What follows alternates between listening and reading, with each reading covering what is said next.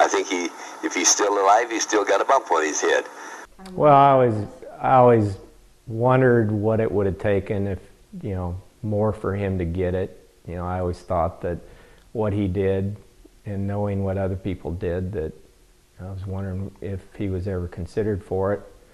And I had no idea that they were looking at these records until they actually made the announcement. Donald Schwab served in World War II and was injured in a battle. He returned to his hometown of Hooper, Nebraska with 3 Purple Hearts and the second highest military honor, the Distinguished Service Cross. Schwab married, had 5 children, and worked as a rural postal carrier. Donald did not talk much about his war experience at first. He talked about where he was and things that he'd done, but he didn't get really into a lot of detail. It wasn't until his oldest son was in college that Donald started to talk more about his experience. He used to sit around on Sunday afternoon before I'd go back to college, and he'd start going into a lot of detail.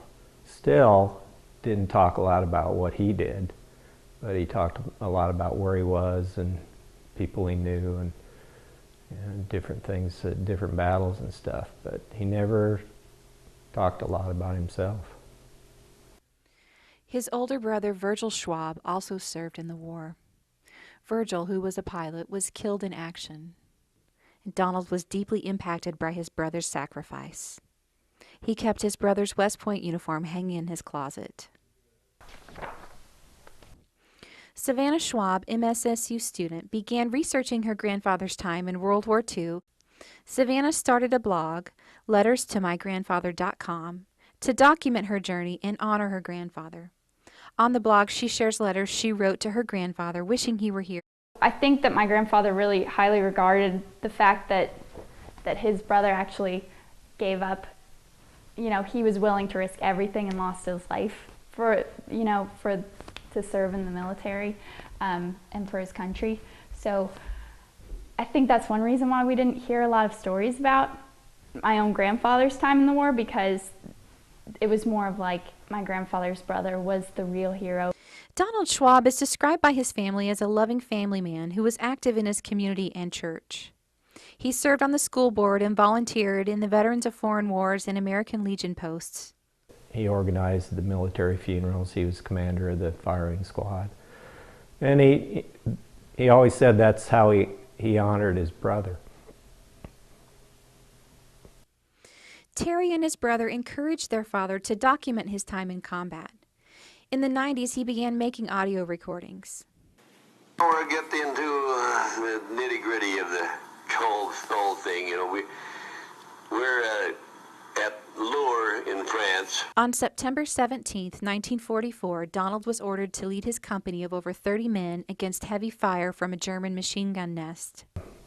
His commander told him to take his men and take out this machine gun nest. And, he talked about it, not in great detail, but he did tell that, he charged the machine gun nest by himself, and he said he hit the German machine gunner in the head with his rifle, butt of his rifle. Didn't shoot him, but he didn't talk about that his men were pinned down and that he helped take his men back after they'd been wounded or killed, and why he decided to do it on his own, he never did say. Donald died in 2005 at the age of 86. In 2002, Congress passed the Defense Authorization Act that ordered a review of all Distinguished Service Cross recipients. During the review, records of several soldiers were found to have been worthy, actually, of the Medal of Honor, the highest military award. On that list was First Lieutenant Donald K. Schwab.